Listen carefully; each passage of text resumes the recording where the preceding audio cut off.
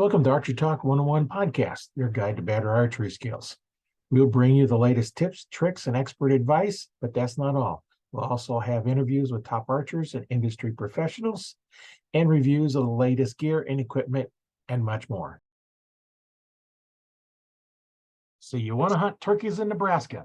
Hi, my name is Roy Canterbury. I'm going to be host today on Archery Talk 101.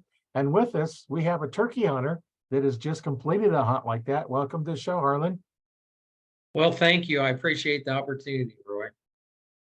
So before we get started in your turkey hunt, because I want to hear about that, why and how did you get started in archery? You know, my dad, he was a bow hunter when I was growing up, maybe not quite as hardcore as I am, but he always took the opportunity to get me out in the field with him. Ever since I was probably 4 or 5 years old, I would tag along with him. And it was just, I mean, we did all kinds of hunting. I mean, shotgun, rifle, and all that. But bow hunting it is my true love now for sure. But even back then, that's what really sparked my interest most in hunting was when I got to go along on those trips. Just, it added a lot more of a challenge. And it just, I kind of fed into it. And by the time I was 13, 14, then I started getting a lot more active in it. But my dad's actually for sure the one who got me started. Yeah, that's kind of a common thing, that the kids will, pick it up because their parents are doing it. And then every once we get some, it's like parents had nothing to do with hunting and took it up on themselves. And it's all just, everybody's got a different story. And I like listening to them. They're a lot of fun to listen to them, how everybody got started. Yeah, for sure. I was pretty lucky because he, did it a lot and made sure he always got me involved. That's always nice when you can spend some time like that. So after you started, what was kind of your journey like that leads you up to where you're at now? When I first started, like I said, I was probably about 14, 15 back then. That's how old you had to be to legally hunt deer in Nebraska. And me and one of my good buddies in school, we got started about the same time. So we went out and educated a lot of animals and didn't do a lot of killing, but we had fun trying. And so we did, we progressed with our skills as far as shooting and that and learned a lot in the field. And a year or two later, we started having a little success. We each harvested a buck, and then from there, that really sparked the fire. And now I've hunted in 8 or 9 states and also in Ontario and hunted a lot of different types of animals and that. And like I said, archery is one of those things with bow hunting that is my true passion. It's one of those things that really drives me. So, but I started out with a friend and now I have connections all over the world, basically. Yeah, that's one thing that this sport is all over the world. And I don't think you can find a country that doesn't have some kind of archery. It may not be much, but they have them. I know I've talked to people in all over the world, and it's kind of all the same. It's a little different rules sometimes, but it's a lot of fun. So do you mostly hunt, or do you do target or anything else as well? Or I do a ton of hunting. I'm a 12-month. I mean, I'm either bow fishing or hunting something every month of the year. And but I shoot several 3D shoots during the summer. Try to make the last couple years, go up to Terry Peak to a TAC event. And then I'm currently the chairman of the Nebraska Bowhunters Association. And I've been the range master for our annual jamboree at Halsey for the last 7, 8 years. And so I always go up there for a week of that, set up all the ranges. And so I like every aspect of the sport. yeah, you'll have to make sure you give me the contact information so we can let everybody know if they want to attend, what they can do to attend. And I'll put it in the description and we'll also post it onto the Archery Talk 101 Facebook page. Absolutely.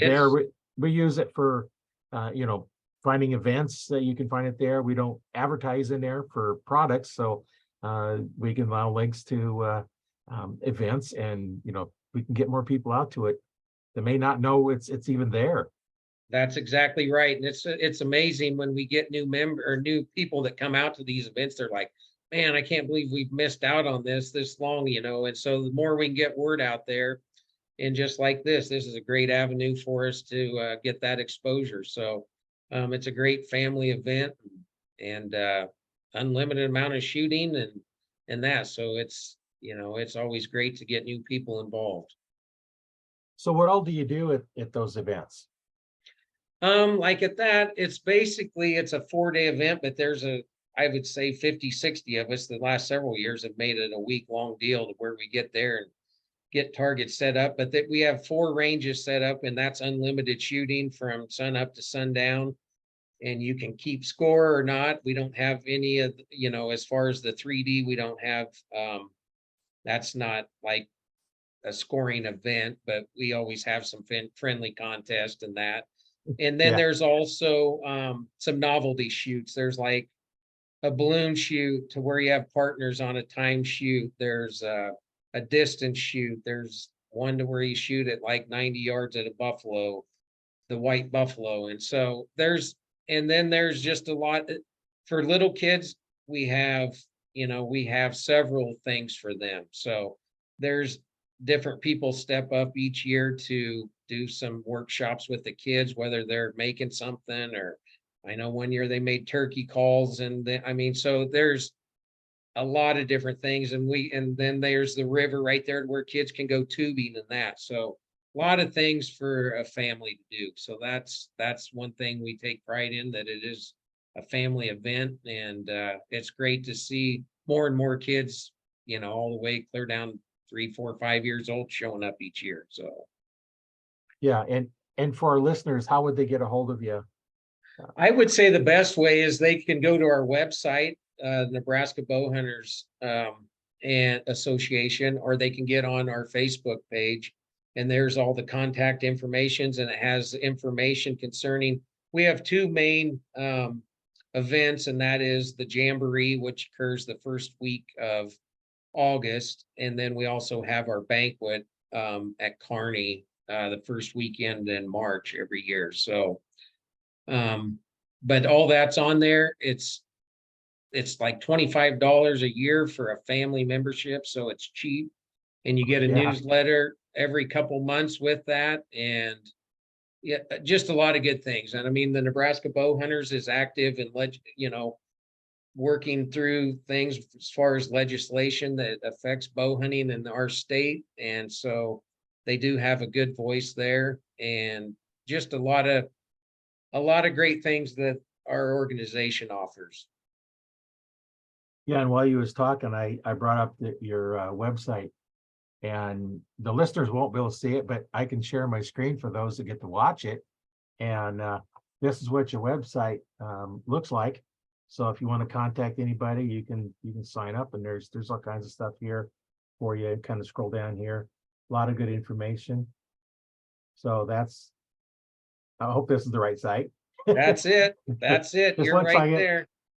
So, Yep. here's some contact information right over here on NebraskaBowhunters.com is the website.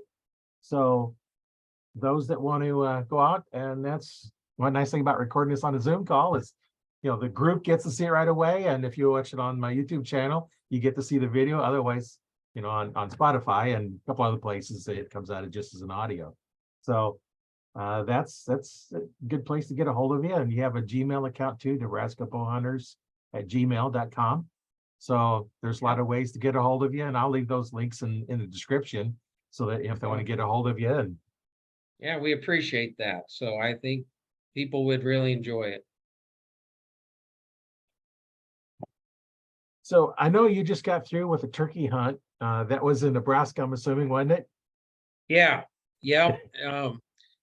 Actually, I had a friend from Colorado that came out opening weekend, and then another buddy from over at North Platte came up, and we had a great opening weekend hunt. My friend from Colorado filled both his tags with nice toms, and then I shot one, and then my other buddy got one. So we had a great opening weekend, and so I still had one tag, and my birthday was a couple days ago, and I had a little bit of time after work and located some birds, and I knew it was either going to happen quick or it wasn't going to. And I saw a couple nice toms with about a half dozen hens and got circled around. They were working up a little creek and got set up on a ledge, and the hens came right into the decoys and tore into my hen decoy. And then they went by me, and Tom stood out there and strutted at about 40 yards. And finally he headed my way. And when he got about 15 yards, I don't think he seemed to not, he liked the decoys, but when he stepped around the corner, I think I had my bigger window open on my blind, and I don't think he liked that too much. And he came out of strut and started to turn to walk away, but he was within 15 yards at that point. Made a perfect shot. He made it 5 yards and tipped over. So that ended my season in Nebraska. But actually, I know our numbers have dropped, but we still found some nice flocks. And I would say that as far as numbers, our jakes, I saw more jakes this year than I've seen probably the last 5 years. So that's a good sign for us here. We did have a pretty good hatch. So if we could get another 2 or 3 of those going in a row, maybe numbers will start bouncing back. Yeah, that'd be good. Whereabouts in Nebraska were you? I was over here on the Niobrara River, north of Ainsworth. So yep. So we have I have 160 acres and a cabin over there just off the river. So spend a lot of time over there. So yeah, it sounds like nice. You got a cabin on the river. Yeah, that's a pretty much all year round place to go. It is. Well, if you ask my wife, she'll say I spend a little too much time there, probably. Yeah, well, take her along with you, then she can't complain, right? That's right. Yeah. Does anybody else in your family hunt or shoot a bow? Yeah. I have 2 children. My daughter Maddie, she's 20 years old, and then I have a son Zach, who's 26. And when you talk about bow hunting, I didn't know if anybody could be any more passionate about it, but my son is like over the top, so much so that when he's a physical therapist, and the first thing he did when he graduated was apply for a job in Alaska. So he's living in Palmer, Alaska, and that is strictly for bow hunting. So that's the only reason he went there. He went on a caribou hunt, and he come back from that, and he said, if I could live anywhere, it'd be in Palmer, Nebraska, or Palmer, Alaska. And before he'd even passed his boards, he applied for a job up there, and they interviewed him and offered them the job. And the week or 2 after he graduated, he was on his way to Alaska. So he will be a resident the end of May. So he's getting fired up for a brown bear this spring. So yeah, but he got to do a Kodiak blacktail hunt, shot a nice buck, and had a couple of friends from Nebraska join him, and they all shot bucks with their bows. And so they had a great adventure, and he killed a black bear and got to sit in a stand and watch his buddy kill a brown bear last spring. So short time he's been there, he's already had some great times. But no, he's a very successful bow hunter as well, and my daughter is too. I mean, she's killed probably close to 15 bucks and a couple Pope and Youngs and a bunch of turkeys, and also enjoys the bow fishing thing. She does that a lot with me in the summer. So, she surprises her professors in college because she, looks like the cheerleader type, but it's like when they find out all the stuff she's done with the bow, they're always shocked. So yeah. Yeah, it's amazing when everybody thinks one thing and then you prove them completely wrong, and that's the ladies have kind of an advantage there because they can make everybody think that they're just nothing, and then all of a sudden it's like, okay, yeah, this person has a little more skills than what letting on, and that's kind of almost a fun way to do it sometimes. Is you don't really let everybody know what skills you have until you need to use them, and then it's like, oh, more what you're letting on. That's right. I did that at one job I was on. It's like I basically just played like I didn't know what was going on until I got in with one that was doing stuff overnight, and it's like, more than what you're letting. I was like, yeah, I should do what you're doing. Yeah, that's But that's not right. my job. It's something else. And that's Yeah, nice in archery too, when you get, you don't really know who has what skills, and don't assume. And it's a lot of fun, because you don't have to be a big, strong person to shoot a bow and shoot it well. that's exactly right. It's like, but I was very lucky. My kids started hunting at a very young age, and they both had shot their first deer at the age of 10, and had both shot turkeys well before that with their bows. So spent a lot of time in the field together, and those are some great memories and great times that I'll never forget. So Yeah, that's always nice when you get a chance to take your kids out hunting with you. that's for sure. Some of my fondest memories of the sport. So Yeah, and that's really, what counts is, getting those memories with them, going doing stuff with them is a lot of fun. And then as you get older, it's like, yeah, it's a little harder to keep those, new memories coming, because everybody gets their own life. And that's right. But I've been lucky that we've, been able to make the memories we've had.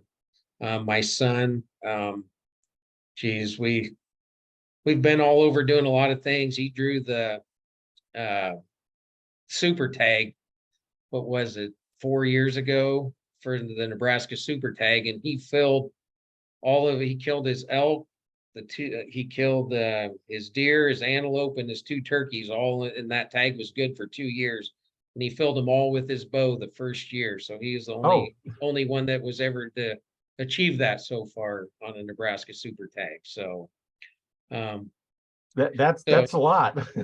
it was, and I was right by his side when he killed his elk and his antelope on that, and got experience, tracking his deer and all that too. So we've made tons of memories. Well, and there's not that many elk here in Nebraska, so you have kind of a limited place you can even go hunt, and then you That's get the right. tag and get to find an owner, they'll let you hunt. That's right. And he hunted south of North Platte, and he contacted several landowners. He took it upon himself. He was actually in college, and we got a call that he had drew the super tag. And when my wife called and told me, I thought she was joking. And of course, when I called him, he thought I was joking. And when he finally found out I was serious, he was about crying. So he uh Yeah. he contacted landowners and nailed down a couple spots, and we had some friends that helped us out tremendously and get some permission, and he killed a a big 6 point with, it was second day of the season. So, and then I drew a Nebraska elk tag 2 years ago, and I hunted North Ainsworth here, like 6 miles, on cornfield bulls. And after a month and a half of scouting, I hadn't found much, and my season lasted 2 minutes. We found a bull, and first 2 minutes of the first day, my buddy called him into 10 yards, and so I killed a good bull too. So we've been fortunate on that. So Yeah, when you don't get that many chances, you almost have to take the first one that's legal to shoot. And because if you pass on it, that may be your only shot. that's right. And I had scouted hard. My one buddy, we saw 4 bulls that morning, and they went into the corn, and we were waiting for legal shooting light. And finally, we were at that time, and I was like, you better drop back and bugle. And so those were 4 raghorns, and he called and they bugled, and then a different bull bugled and stepped out, and it was the herd bull. And it just by luck, that was the one that came into 10 yards. And it's what I told him. It's lucky it was him instead of one of them raghorns, because they'd have got the same treatment. So Yeah. Whichever one presented the shot first, right? that's right. Yes. But that was good when the big one come in and Yep. It was a got that good good bull. shot. So, yeah. So he didn't went about 25 yards and died right beside a old 2-track road. And the rancher came down there with his tractor and loaded him whole right in the back of my pickup. Oh, that was really good. Yeah. So I had to rub it into my buddy out in Montana. We'd hunted out there the year before, and we had to pack like 7.5 miles on one bull. And I said, this is a lot better this way. So Yeah. I know I had one. I was hunting with a buddy of mine, and it was actually out of Two Rivers, but you probably know where that's at. But mhm. my listeners probably don't know, but it's a public place, and we was hunting, and was back in there, and he shot, and it run out to 5 feet from the dump station. So there's a black ass, like just drive up and load it in. It's Yeah, right there next to it. And you can't ask for, better tracking than that. that's exactly right. But, like you, I probably had a lot of them you had to drag a long ways, and Yep. they get to be a challenge, and that's what's nice about the deer carts now. Yes, that's right. Yeah. Didn't have such a thing when I started. No, had to hump them out of there. So Yeah.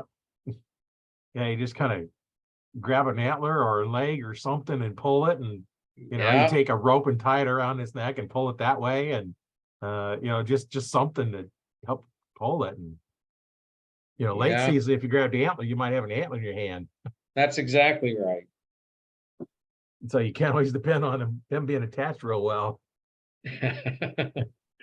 Now, I know you've had a lot of memorable hunts, but what is your most memorable hunt? Tell us about that one.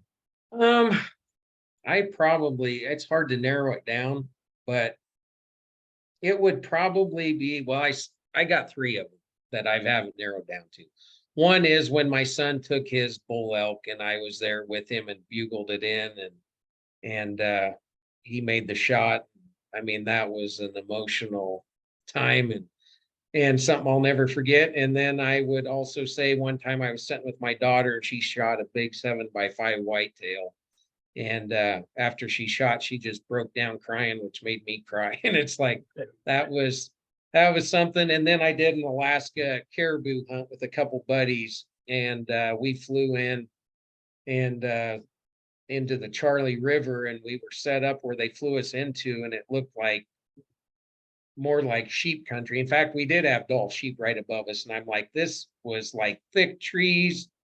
I had never seen a video of a caribou hunt ever take place in such a thing. And he promised there'd be caribou headed our way, and he was right, because in the first 2 days we filled out with our bows, and those 10 days that we spent back in that camp were probably some of the most memorable I ever made as far as bow hunting. So,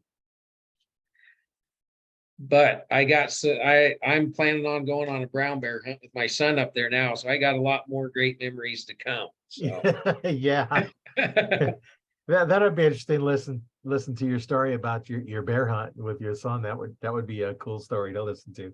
Maybe we'll have to yes. have you back on after you go Yes, get there your you hunt. go. After that, hopefully I Yeah, have yeah, a successful story to tell. But no, when it comes to bow hunting, it's like I said, I'm a year-round guy, and they always say, "What's your favorite hunt?" It's been said by others, it's my next one. So is my favorite. So that, that's kind of how I go. It's like it depends on the season what my favorite is. And I got, bow fishing coming up for big heads now that I've filled my turkey tags, and I love to spend time on the Missouri River. It's one of my favorite things is bow fishing for big heads. And a great way to fill your freezer with some good meat too. So I already have a couple big trips of that planned out here coming up in May. So, you're gonna go on the Missouri River. That's where you're gonna go for those. yep, we go down below Yankton at Gavin's Point. We fish probably a 25, 30 mile stretch, and spend a lot of time up there. So, we've got it down pretty well as far as getting them clean boneless. And like I said, there's days on the river we can almost fill a whole cooler full of some of the best eating fish you'll ever have. And when I first heard that, I was skeptical as anybody when I heard that a big head carp was good eating. But let me tell you, it is unbelievable. It's way different than our common carp. They're a plankton eater, pure white meat. They do have the bone structure of a carp, so it takes little to learn how to get them clean boneless, but we've got a method that's worked out, and we've taught a lot of different people how to do it. And because going up there and shooting them, it's well worth taking the time to utilize it. So I put on ton of fish fries because it's like we can come home from a trip with 75, 80 pounds of meat. So I like to try to share it and spread the word. Yeah, believe it, don't think the carp's actually very good. And I've had some just the regular grass carp you have around here, Yeah. and throw them on a smoker, and it was amazing. It's like almost tastes like ham. Right. Depending on Yep. what you're using to smoke with, don't use the hickory. Right. You use it an apple or something like that, and Yeah. or peach, and it was. I was amazed how good it was. Yeah. And if You you didn't tried tell it these was big fish. heads, this big head's like similar to kind of like a halibut texture, and it's pure white. You can grill it, you can fry it. It's very versatile and about as mild. My wife's not a big fish eater, but she loves to eat it. So um we it's great to be able to utilize it. Yeah, that's something that people just don't realize. It's how you cook it. Like when I first started eating venison, the deer is, if it's not fixed right, that fat, as you got to get rid of the fat on a deer. No fat. Yep. You want it completely gone. And not knowing how to fix it. The first time we got a deer, it lasted us a whole year. Yep. Well, then it got where my freezer was full. I had moose in there, and that freezer was full of deer. And you got another one, and it's like, what am I going to do? So I made jerky out of the whole thing. It Yep. was within 2 or 3 weeks, the whole deer was gone. Yeah. Yeah, my kids kind of it's like, well, is it ready yet? Is it ready yet? Yep. Didn't know if it was ready yet or not. No, growing up, I know my dad, they used to cook deer and they would cook it so well done that it was like it wasn't the best eating. And then once I learned what to, tried all the different recipes and learned how to cook it. And now we go through a ton of venison. I mean, between me and my kids, we usually will have 5, 6 deer and maybe an elk, maybe a caribou, maybe some black bear. And it's like, I'm, I'm almost out of deer already. Like you say, I made a bunch of jerky, then we made a bunch of salami and different brats, and we do it all ourselves. And then we eat a ton of deer steak. My son basically eats it every meal. I mean, at night he has a salad, a potato, and a deer steak. So we go through a ton of it. So Yeah, I think it's our biggest responsibility as hunters, though, is to utilize what we hunt. I mean, that's the biggest way to respect the game that we pursue is to utilize everything. yeah. The two top cuts, between the loins and the back straps, those are really good. But the back leg has some really good roasts in it, and steaks, you want to do that. And the front legs, there's not as much on there, but they're still good meat. And if it's not big enough for a steak or something, you know what? That's where we get our ground from. That's exactly right. You can utilize all of it. The last few years, I've started corning some of those big back hams and having corned venison. And I have a big get together every spring and make Reubens out of it. And some of my buddies are like, those are the best Reubens I've ever had, is that corned deer. So Oh yeah, I've never heard anybody doing that. What do you do when you're doing that? How you do that? I actually got on the internet and there's a recipe by Hank. If you just look up Hank Shaw corned venison and use that recipe, it's a brine, and you put it in there for like 9 or 10 days and brine it, and it's just like a corned beef, only it's deer. And then I usually just stick it in the crock pot on low for 8, 9 hours, and it tastes just like corned beef, only it's a little more lean. Yeah, because there's no fat Yeah. in deer when you have, because that fat terrible. And Well, I just know. like you say, I trim all the fat, make sure there's not anything on it. So, but it's delicious that way. So, and a good way to use some of them big roasts. So, Oh yeah. Well, I know that I can tell the difference. When you go to one of the packing plants where they process the deer for you, and which I don't do that very often because I don't like the results what I get back. The ground you take when you're cooking the ground, making a hamburger or something out of the ground, and then you take the stuff that I process or like you process, all the fat's gone, pull the membrane off, and grind it all up.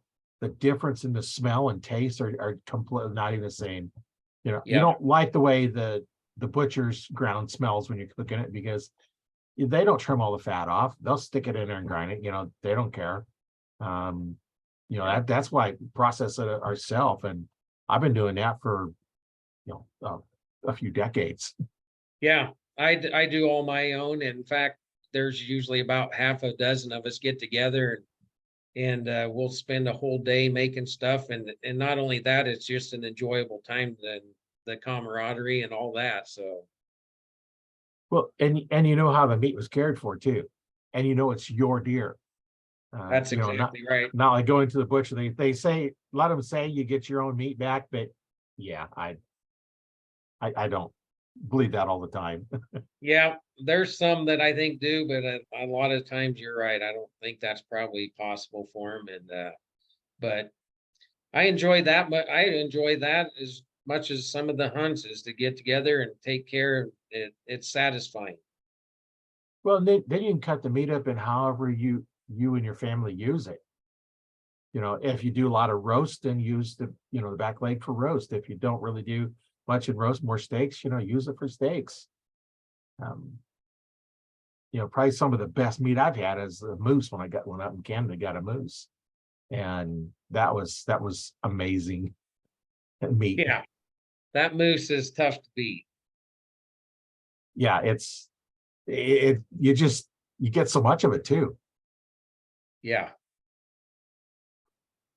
Yep. I haven't been lucky enough to shoot one of those yet, but everybody says it's overwhelming when you walk up on your first moose to get broke down.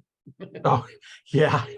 Well, and I went up. I want to do archery, but the guy I was going with, he went up during rifle season, so I took rifle up and did that. But when you get up there and you have this moose, you get this like great big old thing, and the ears. You put your foot next to the ears, and it's the same size. Right.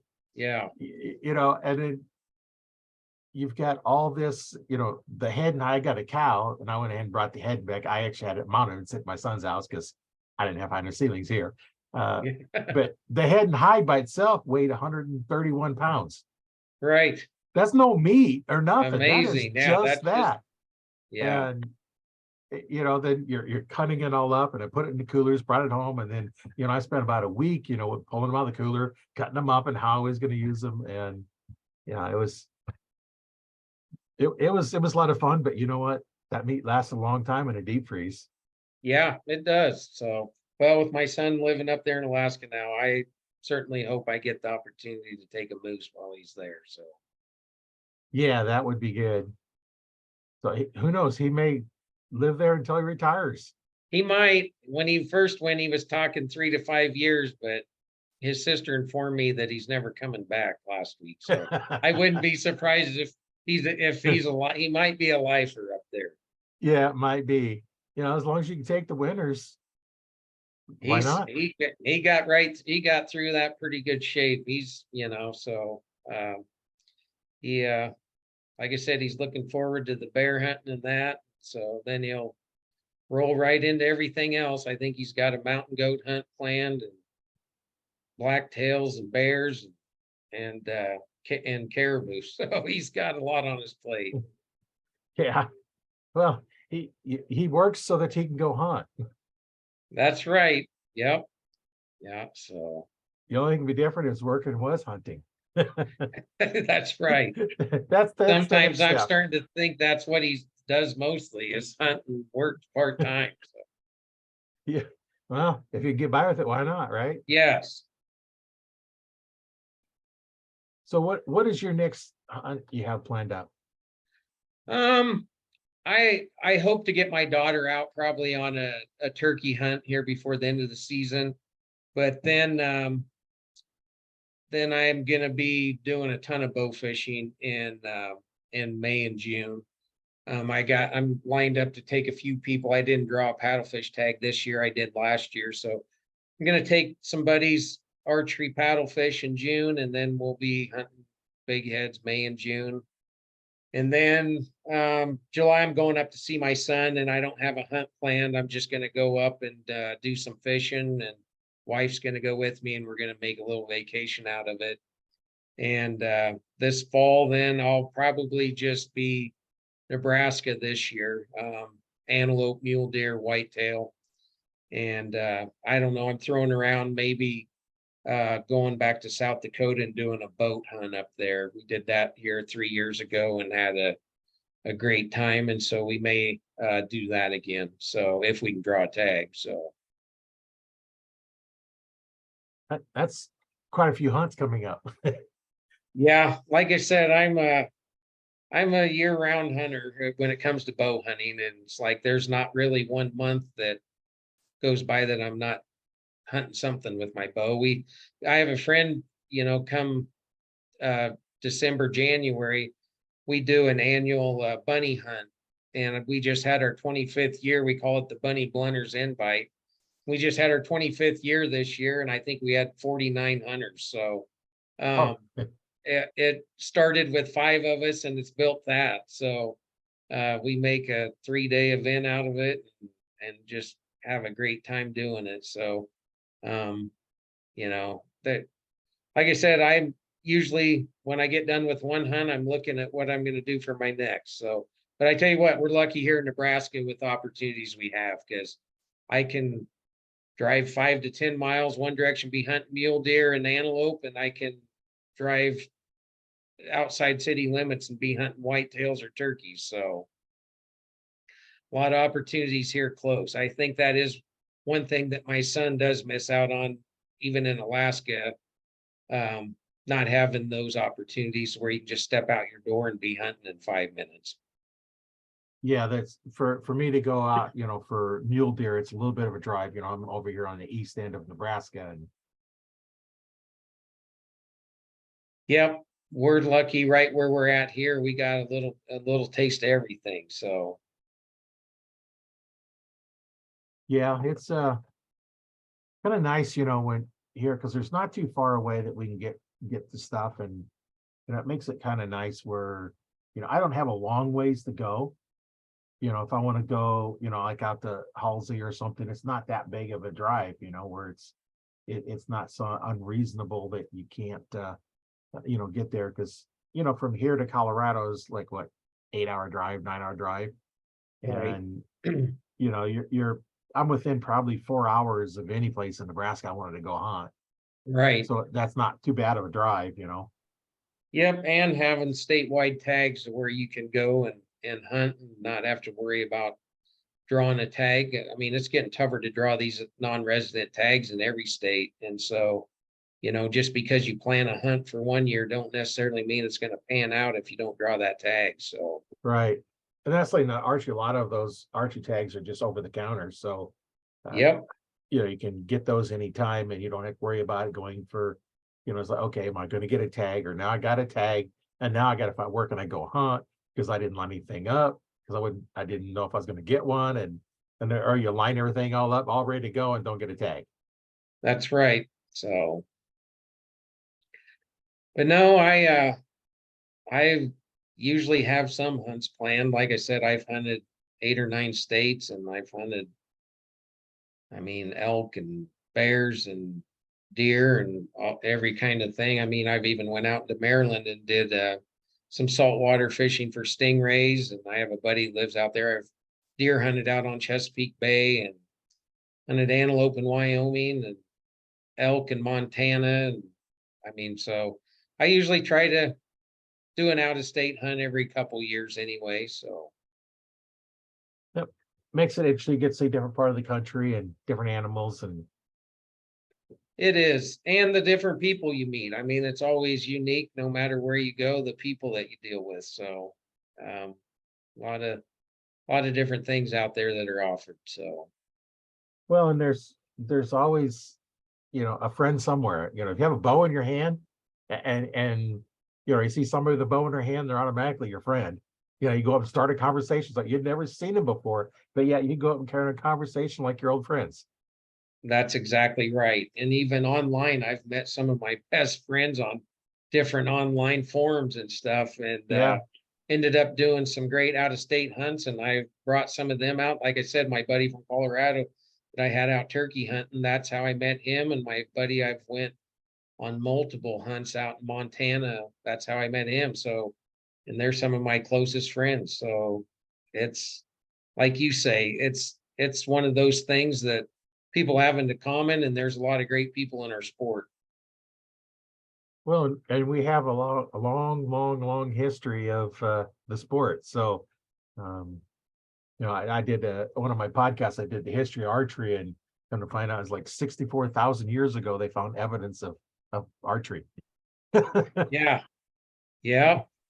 Been around that long. It ain't going any soon. Any too soon. It's No, not going away. So that's for sure. So yeah, they had it figured out, didn't they? yeah. Well, bows have changed. When I first started in archery, my options were wood or fiberglass, longbow or recurve, and wood or wood arrows, Yep. flush with feathers. Yes. That was your Yep. option. In Yeah. the 60s, there was no compound bows yet. Until 70s when a Right. compound came out. Yeah. And then you had aluminum arrows. Then you had your opposite of aluminum with your traditional bows, your recurves, longbows. You go aluminum. They were a little bit more durable, but not really much. Still with Right. feathers. And Yeah. then you go to the compounds, and then I shoot carbons now with my compound, but I still shoot feathers. Yeah. I just like feathers, and I just don't want to go away from them. Yep. I You shoot know, vanes, but I got a lot of friends still shoot feathers, and yeah. they shoot and they kill as much stuff as anybody. So it's all a Well, preference thing. when you look at it too, there's a little difference. The feathers are generally lighter than the vanes, Yeah. so you have a little bit lighter arrow. So initially your speed's a little faster, but feathers provide more drag. So downrange, the vanes keep their speed a little bit longer. Right. Yep. And I know PSE did a study one time on how fast to spin the arrows. And they found in their study that the arrow goes along, and when the circular velocity exceeds the forward velocity, they, like a parachute, they just drop. Right. The parachute effect, they call it. Right. Yeah. And the more you try and spin them, the faster that happens. Correct. So there's a But happy medium in there. You want spin, but you don't want too much. Yeah. Now, the new carbon arrows are so skinny, you can't get much of a helical on there. They're more like offset. I use a helical jig, but it's Yeah. pretty much just slightly offset, just enough Yeah. to spin it. Yeah. And that just is the way it goes. There's all kinds of things you can do. And the older bows, there was a lot we did to make them perform better, like putting overdraws on them. So now you draw back, Right. and the arrows clear back past your wrist, almost Yeah. like to where your watch would be on there, just Oh, to try and get some speed out of it. And now it's like you don't have room for an overdraw, because some of those brace heights are so short that you're lucky you're not smacking the back of the rest when it's sitting on there anyway. that's right. And as fast as these new bows are, it's like no need for them. I remember the days of overdraw and some of the horror pictures from some of the disasters with them. But Oh I yeah. remember when the overdraws were coming on, and it was a fad, but kind of run its course. Yeah. And they're not as safe too, because if the arrow falls off the rest, because it used to be just a 2-prong rest, and you'd set them on there, and or the little flipper styles, depending on which style of riser you had.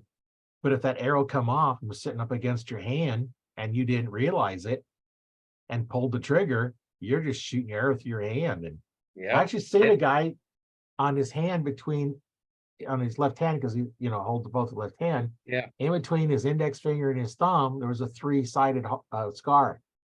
It fell off the rest. He didn't realize it until he pulled the trigger and sent the arrow through his hand.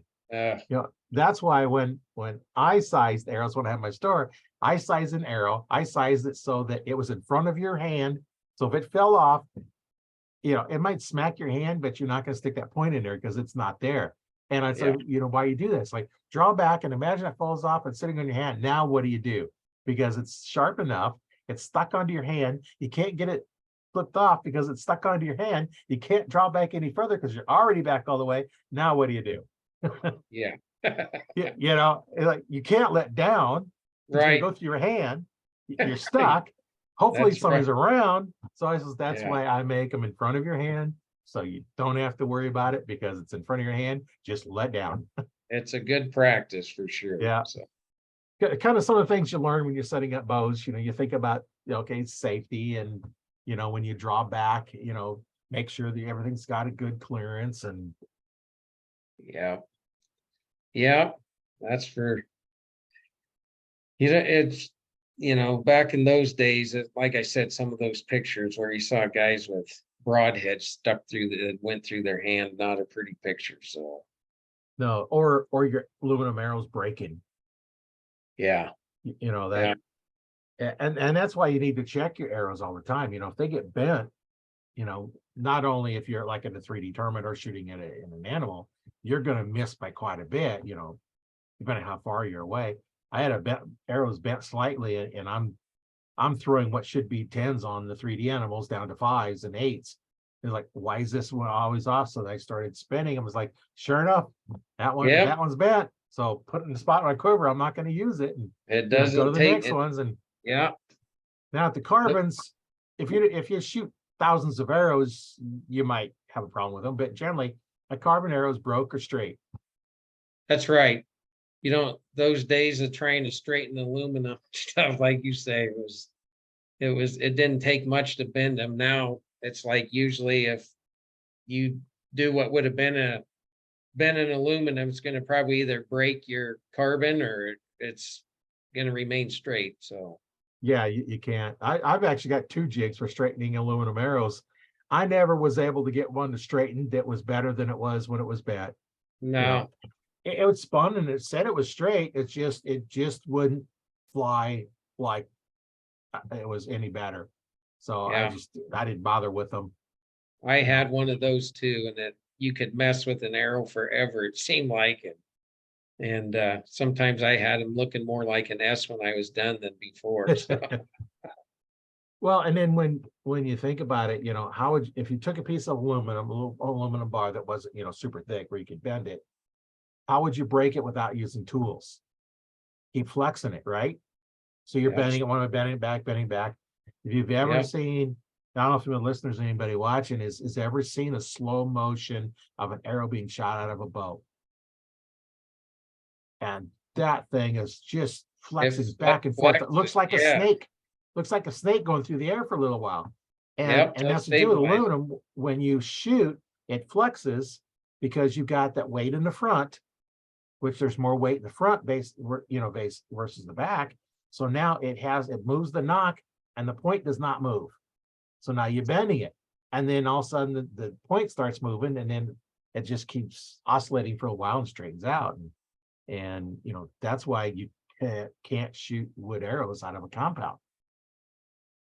You know, just the force it develops so quick, it'll just snap them. Yep. And I actually, one of the forums one time, some guy actually said, yeah, you can. Not while I'm standing around, you're not gonna, you're shooting a wooden arrow.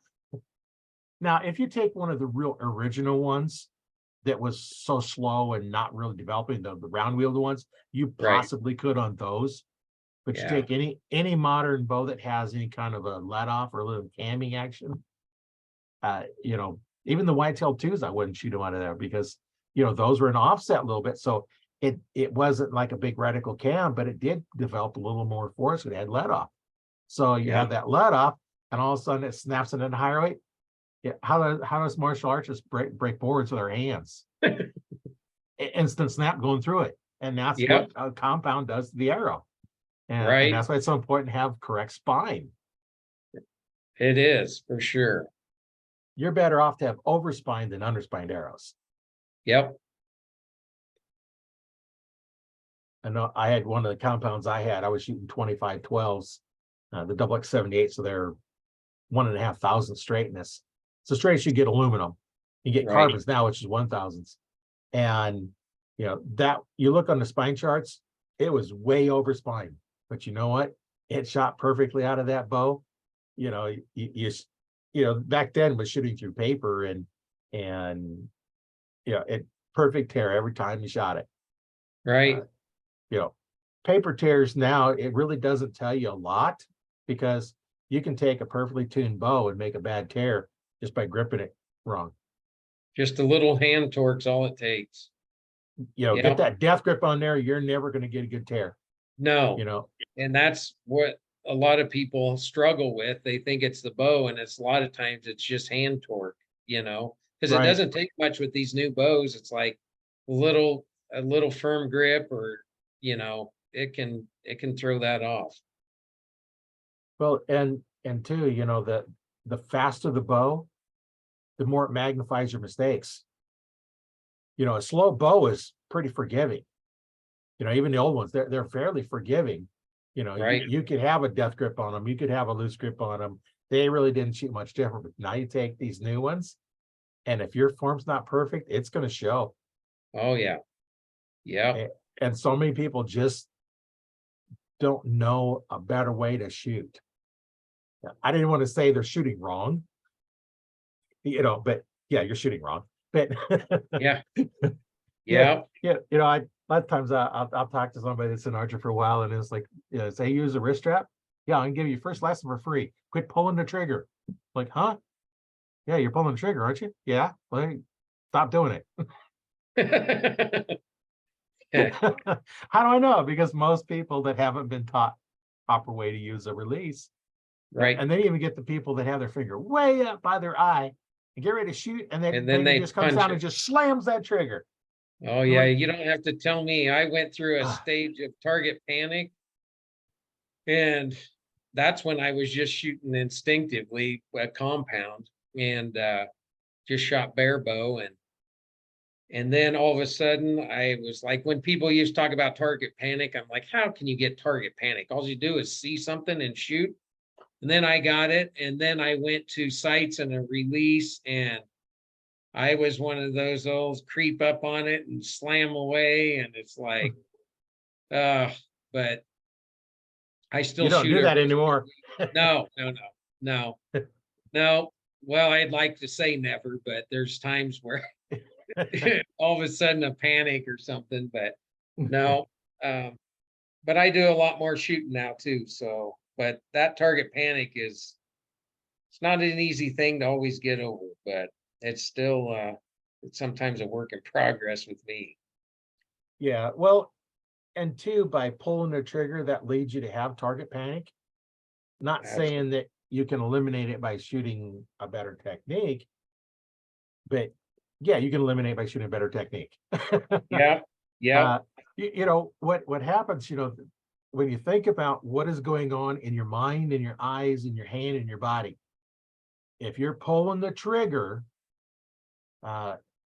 you see the pin move over the target. Now, if you're looking at the target, not the pin, if you're looking at the pin, you never miss your target, because you're focused on the pin, not your target. So who cares where it hits? Because you don't care about it. You're not focused on it. So you focus on the target. You see the pin move across your target, and your eyes see that. Your mind says, pull the trigger. I'm on the target. Guess what? You're moving off the target. And then your mind says, oh, stop, don't shoot. You've already started that pull. Whoop, there's your target panic. And now next thing you know, you keep doing it again, and then it gets worse. It does get worse. It's move that trigger back to the second joint and pull through it. Yeah. Now, firearm, I'm going to teach you to do off the tip of your finger. Right. I shot on a rifle team through high school, so I got pretty good at that stuff. But you want your finger, the trigger, the second joint, like you said, on the trigger. Now you focus on the target, you put your pin over it, you start pulling, and just focus on your target, focus on target. Yeah. And if you don't know when it's going to go off, you can't have target panic. Yeah. As soon as you start using that fine motor skill. I know. What I can tell people, it's like, okay, focus on the spot, real small one, like a head of a pin. It's like, if you focus on that and you lose focus, it's going to blow up and you're going to be with it. So you do not break focus on that spot. And now make your finger move without thinking about it. They can't do it. Yeah. Because when you think about moving the finger, what'd you stop doing? You stopped aiming. Because you stopped aiming, where's the arrow going to go? Don't know, because you're not aiming anymore. That's right. So that's a little bit of my lesson on how to correctly use a wrist strap. It is. I have shot a wrist strap for a long time, and then when I'd get a little punchy with it, I would go to a hinge or maybe even a back tension release just to start going through those mechanics and making Right. yourself aim and work through it. And then you go back to that, and then it was easier, just like you say, put it on that second, just use the same form as you would like with a hinge. So Well, and I have a Scott release with my wrist strap. And that's our part too, is you see a lot of people will put it, you've got your wrist right here, and up on your hand, the strap's on the hand and pulling. Now, if it's back past your wrist where you'd put your watch and you pull, that's completely different. So I was thinking, okay, put your hands over your hand and now pull them apart. What do you feel? You feel your wrist separating. And now put it up on here, lock it in. Now you got a lot more force going through it, and you're not messing with your hand. Here, you can't move your hand. Back here on the wrist, you can move your hand. That is what a wrist strap. It's not a hand strap. right. So Good. go through a lot of that in there. It's Good like, tip. and you have more force in pulling it back because you're not trying to separate here. As well as too, when you do that, take on your hand and pull. You feel it in the elbow. Move up on your wrist and pull. You don't feel it in the elbow. I've had my right elbow so sore when I was doing martial arts, smack it on the ground when you're doing falls and stuff, where I couldn't hardly move it, but yet I could draw my bow with my right hand because I had that wrist strap on there. I'm not using the elbow to pull. The strength isn't in the elbow, it's in the back. And it's just, I like teaching. Well, that's good. Some great tips there. So yeah, and I've taught a lot of people how to shoot, from when I had my story, I had one guy come in, he had a PhD, wasn't a medical doctor, but he had a PhD in whatever it was in. And normally I would go, back then the Nova bow was the low end beginner bow, and I set it up with arrows and release. You had to do nothing except buy a case. Everything was included.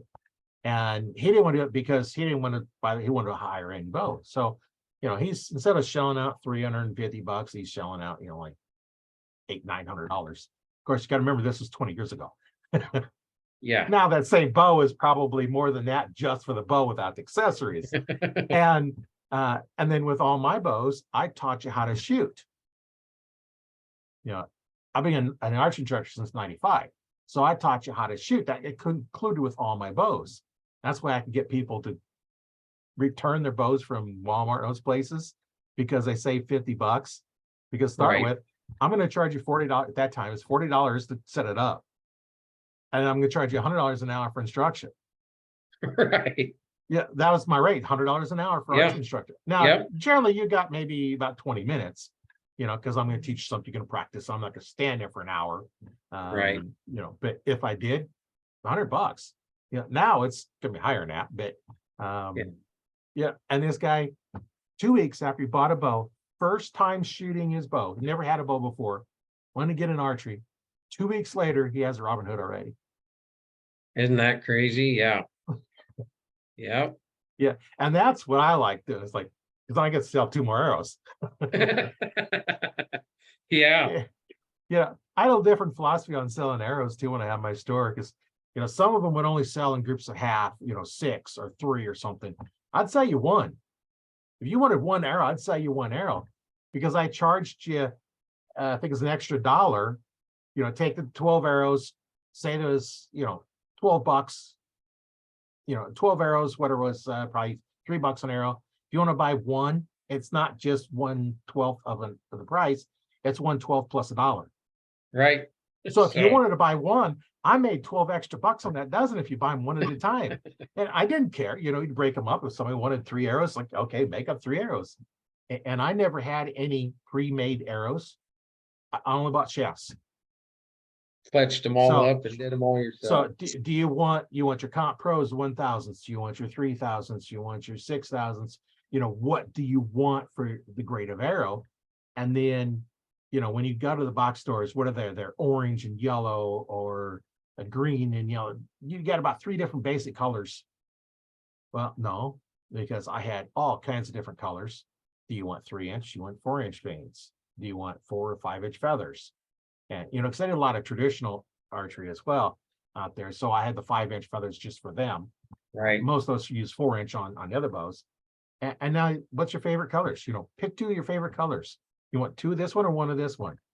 And then what color knock do you want? Back in aluminums, you glued on different color knocks. Now, at the carbons, you got about 1 choice. Sometimes you had 2 choices, but generally they come with a knock.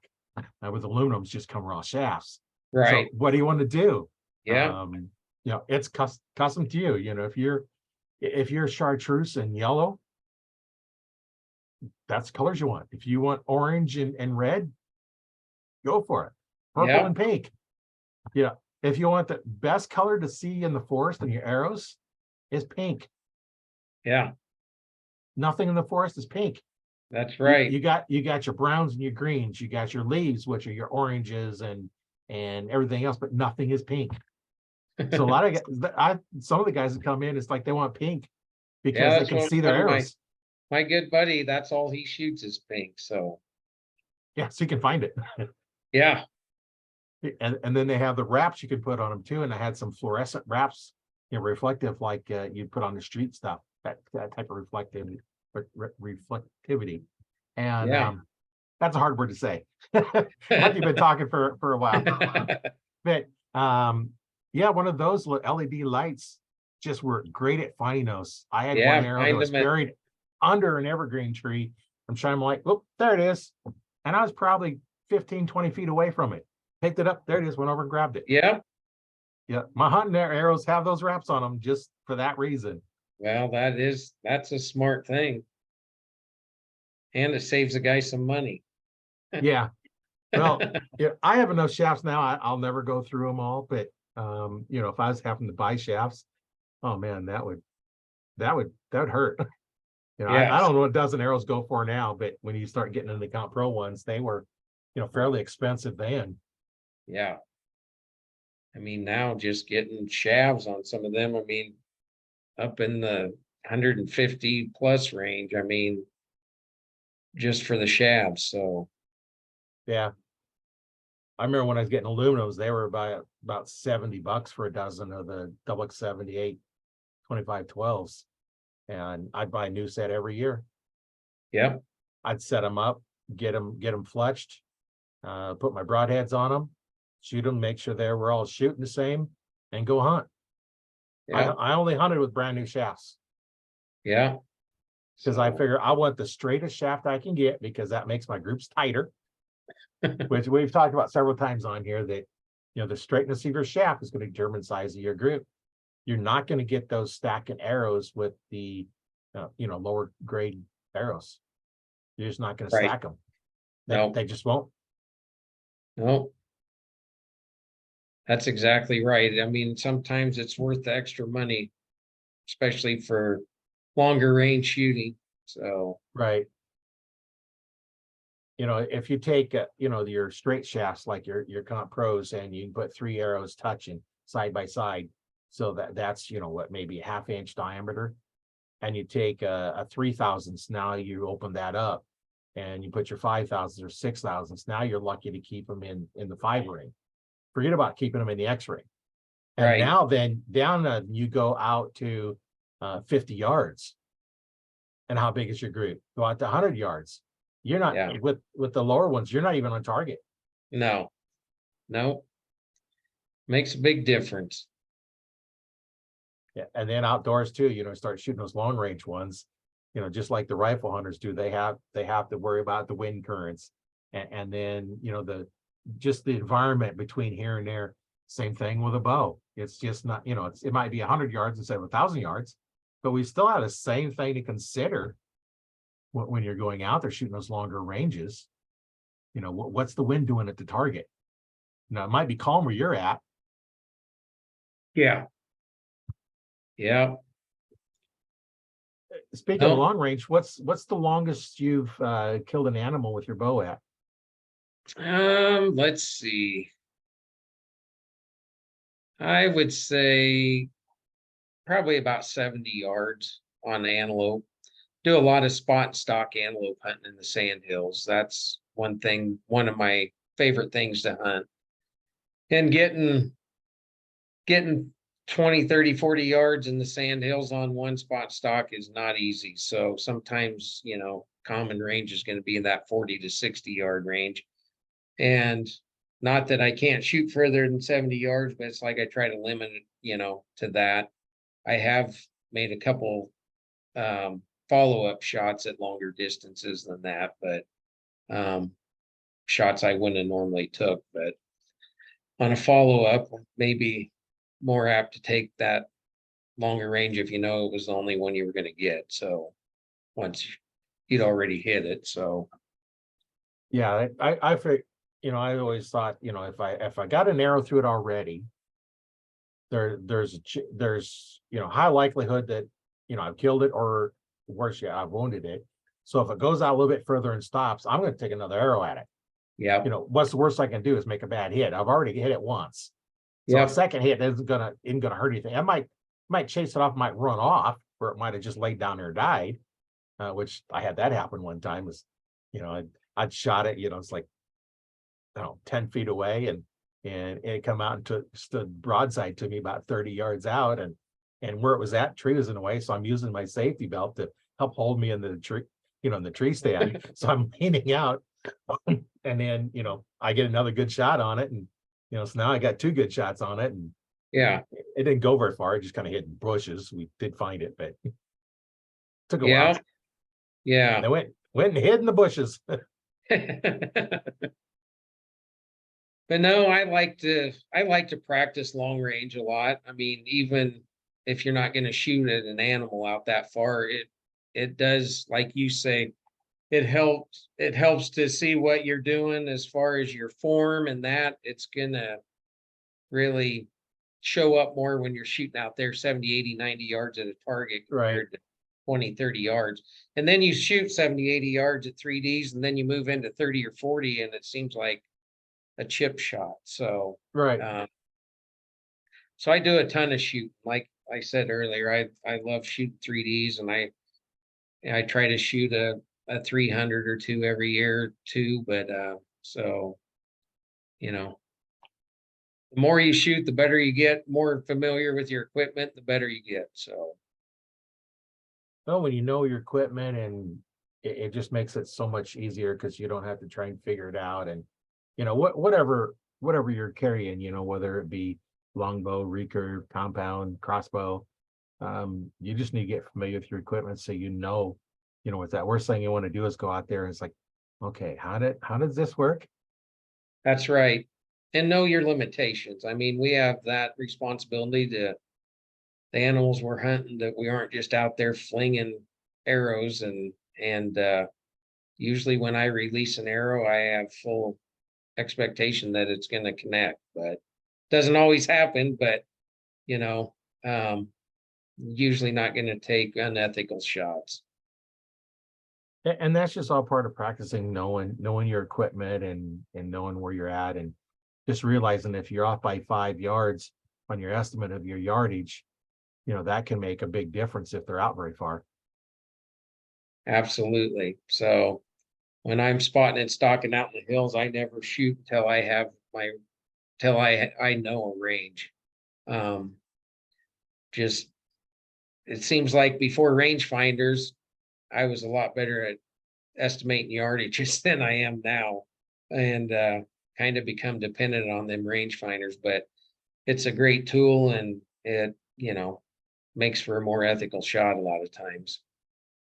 Well, yeah, when you're out hunting, it's nice to, so, okay, this is what the yardage is. Yeah, okay, verify that you're at.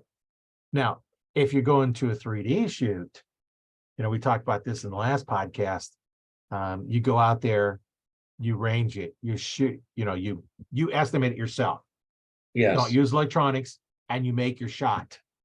If you hit where you wanted, don't do nothing. If you missed, get the rangefinder. So, okay, it says it's here. I thought it was here. I shot it for here, and I hit here. I executed a good shot. Or it's like, no, I completely blew the shot. Right. Okay, I was on. I just messed up the shot. Yeah. Which I've done many times. Oh, yeah. You mess up the shot. And that way you're not depending on the rangefinder, but you're there to help verify that what you thought it was correct. And that, as far as I'm concerned, that's the correct way to use a rangefinder. You know, when you're out there practicing, range it, shoot it, verify if you missed Yeah. it. If you didn't get Yeah. off, it's like, what was I? Oh, I thought it was 35. It was actually 32, you know, Yeah. and I didn't hit where I wanted, because that's why I practice, you know, you practice the shooting the spots, because now I know I can hit the spot. And that's why I like going to 3Ds, because now I know I can judge the yardage. Yeah. And what messes, you know, we get lots of get in is what messes a lot of people up is the angles. Oh yeah. Now, talk to a carpenter. They're going to know what a 3, 4, 5 triangle is. And if you know, then great, you know where I'm going. If you don't, what that is you got two sides of your triangle. One's 3, one's 4. And those are right angles. The distance between the 2 points is 5. So I like to use that example. Once you understand that, now I'm on a hill, I'm on a tree, in a tree stand up. So now if you take straight down over, I'm 40 yards above the target. Well, if the target is straight line over is 30 yards over, what do you shoot it for? But when you look at it straight, it says it's 50 yards. Yeah. Straight down there is 50 yards. What do you shoot it for? Be able to say 50. No, you just shot over it by 20 yards. You completely shot over its back. Yep. You because and how you can explain how this works is gravity only works in the horizontal position. How far to travel horizontal, not diagonally. The vertical part doesn't matter. And you know, once you get there, that's why when you're shooting uphill, you gotta shoot lower. You're shooting down, you gotta shoot lower. It's like, well, why? Well, that's just what you got to do. Why? Yeah. And then once you understand that, now it makes it a whole lot easier. You know, like what I would do is I would range where I'm at straight across, you know, horizontal over to a tree that's, you can see where the trail is. It comes to follow a tree. I'm going to judge yardage to that tree. I don't care where the trail is. I'm judging to the tree. And then I had one that's like 20-yard shot. All the only tree is 20 yards away. The trail looked like it was probably 40. Yeah. Because the deer was just little. That's like, I know this is a 20-yard shot, 20-yard pin, dead deer. Yeah. You know, because I knew that, and I took that into account. That was way before rangefinders. I just got my rangefinder last year. Well, even with these angle compensated rangefinders, my buddy just got back from New Zealand on a tar hunt. And I think he had one that he missed, which was like showing a 25 or 24-yard cut. So, I mean, he was basically shooting straight down at this cliff and he still shot over it. Well, what do they say? Even on some of those, once you go past 40 some degrees, some of those range, the angle compensation aren't even that accurate. So there's some of them guys that hunt sheep and stuff that they carry their diagram and they have a chart on there and go off the chart rather than to use the angle compensated, because it's, you know, like he said, it was showing that, well, he had a great squeeze on him and shot 6 inches over its back. Well, it just wasn't, kind of also depends on what angle you're holding that rangefinder to your eye and all that. So yeah, I haven't tried mine. I've got a Vortex that I got actually last year's first I used. I think I got it a year before, but I know if you know what your bow does at the close range, and you know, I think we've talked about this the last podcast. We kind of get into, you know, the technique of shooting, which is, you know, good for somebody that's listening that's just new. You know, all this stuff about how to shoot is kind of tricky. And when you think about it, shooting real close, you know, like you're 5 feet, 10 feet, 7 feet, you know, those really close ones. And people say, well, I'll just shoot sight down the arrow. Have you ever done that? No. Well, that ain't gonna do any good. But when you think about it, think about when you're full draw, arrows at your mouth. That's where it's at. Where's your sights? Where's your eyes? Up about 3 inches. So now you're starting off, you're 3 inches low to start with. And I know a couple of videos I did on shooting technique. I was doing it in my basement from I was probably about 7 feet. So I've got just a regular bag, but I don't want to put the pin where I want it to go because I know below it is bricks, from the ledge that's in my basement. So I was like, okay, I'm looking here. Okay, where is my bottom pin? Because that's where I need to make sure I'm going. It's like, okay, where do I need to aim? I Right. know I got to go high because I'm at such short distance. If I aim for that lower spot, I'm going to miss and hit my arrow in the brick, and I'm only 5 feet away from it, or 7 feet, and that arrow's going to come back at me. Right. And my wife was down there videoing as well at the time because I can't video myself showing different techniques, and so I'd make sure I'm shooting up higher. And where the ledge was, it was actually a little bit high, so I had to kind of almost aim up a little bit. So that means I got to lean at my waist to get it up where it's going to be. So that makes my form look a little weird Yeah. Yeah. because that's the other thing too is your form is your arms straight out. That's your form. Draw back horizontal. Now bend at the waist up or down to get to your target because that's your That's form. that's And exactly right. And a lot of people don't do that on them extreme angles, and it'll throw you off. So yeah, I did that one on a raised platform at a gator that was like 5 feet away. And at that time, I had a chart that you could work really good. I'm not sure the program is anymore. I'm not sure if we work on a new machines anyway, but it wanted to know the speed of the arrow, the weight of the arrow.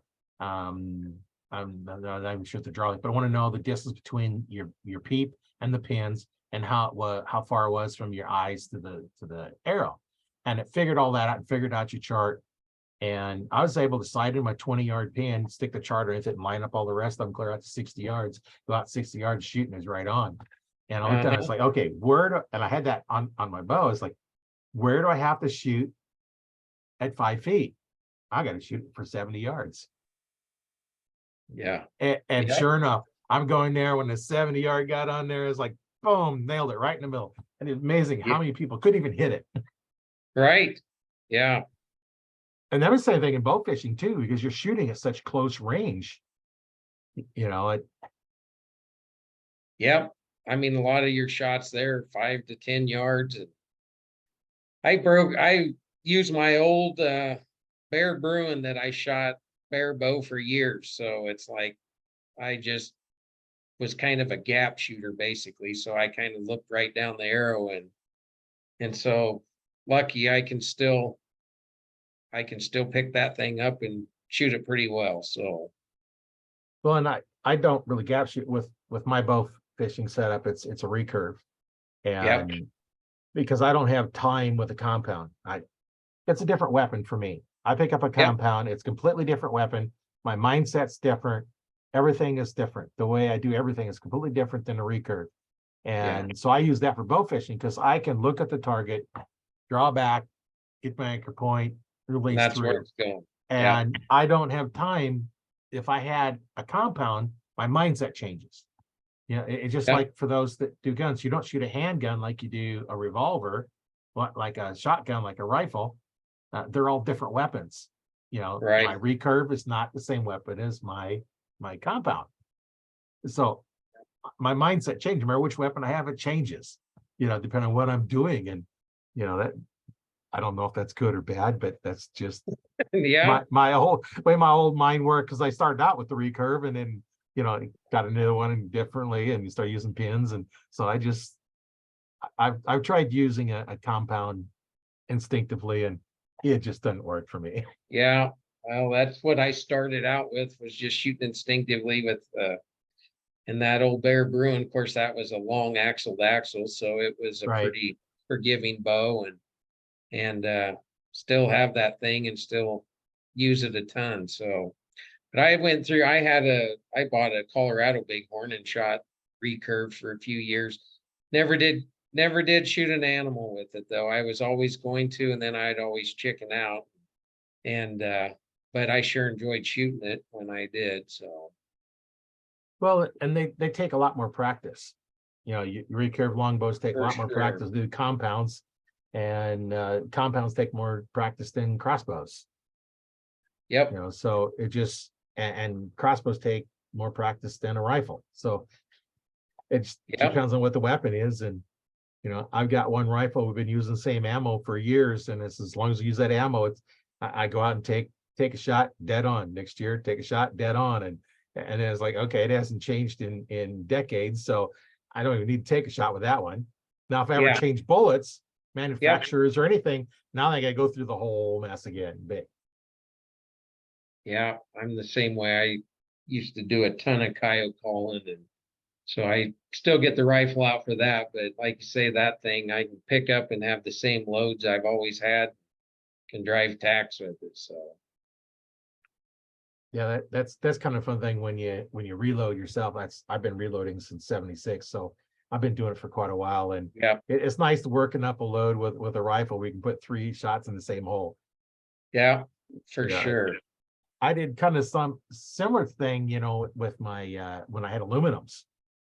I took and I fletched the arrows, put the knock in, because there's a unibushing, so you put the unibushing in, put the knock in, Right. and then I weighed the arrow and I wrote on it how much it weighed. And then I weighed my tips, you know, 100 grain tips. And then I weighed them and matched them up so they'd be close again to all one. And I'm down to, I'm taking a filing a little back off the insert, get the weight. So I had a full dozen aluminum arrows within half a grain. The min and the max was less than a half a grain apart from each other. Geez, that's I did saying it once, something there. never do it again. Well, you know, the thing was, you know, the weight in the back and front may not be exactly the same, because one might be 102 grain tip, one might be a 98 grain tip. When you Right, buy a bag of 100, they're going to vary. They're roughly 100 grains plus or minus a percentage. right. So I would weigh the shaft, because those are going to a little different, because you got feathers and you got glue, and each of the shafts a little different. My thought was at that time was, if the arrows all weigh the exact same weight, they're going to go the exact same speed. They're going to have the same drop. Yep.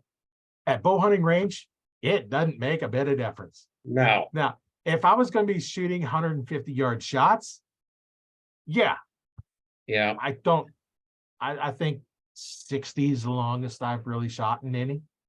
You know, they had an outdoor field round with shooting, what was it, the 20, 30, and 40-yard shots I shot one time. But I just don't shoot those longer ranges. And now, as I get older, like I've said on many podcasts, I don't see well enough to take those long shots anymore.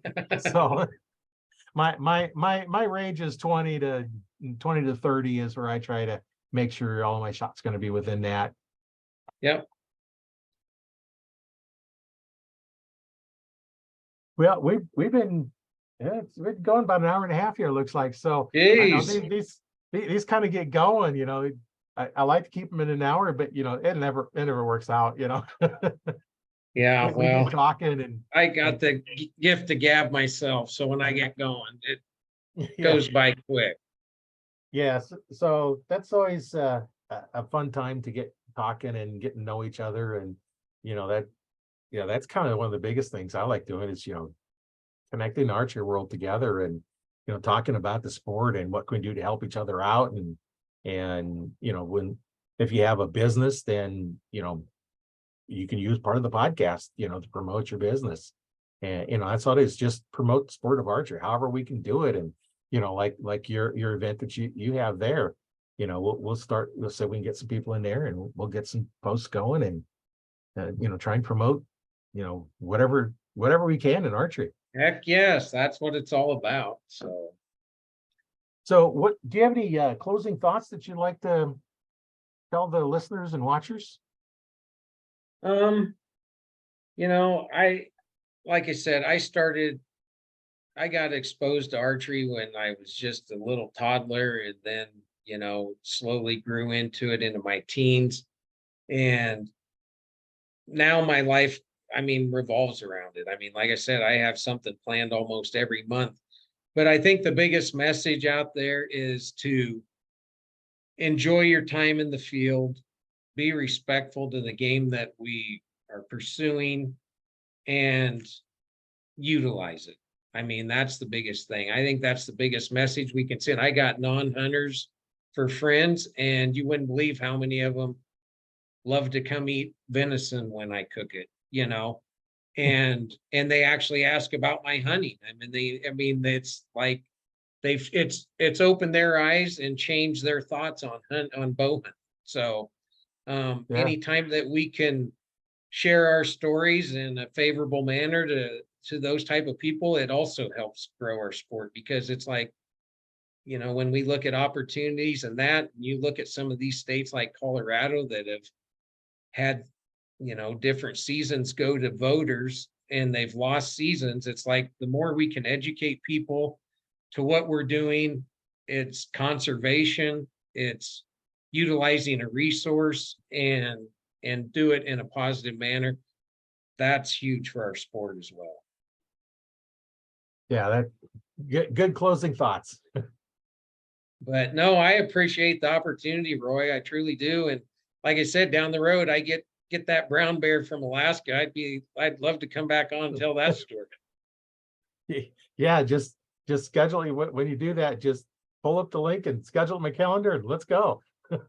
You bet. Well, I've enjoyed the chat, and like I said, I'm thankful for the opportunity. So those out there that get a chance to look at the Nebraska Bowhunters Association, we have a lot to offer there, and I think you guys will enjoy it.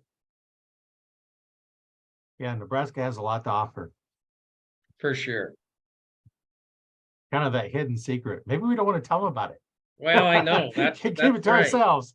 We are lucky to live where we live. That's for sure. You're right.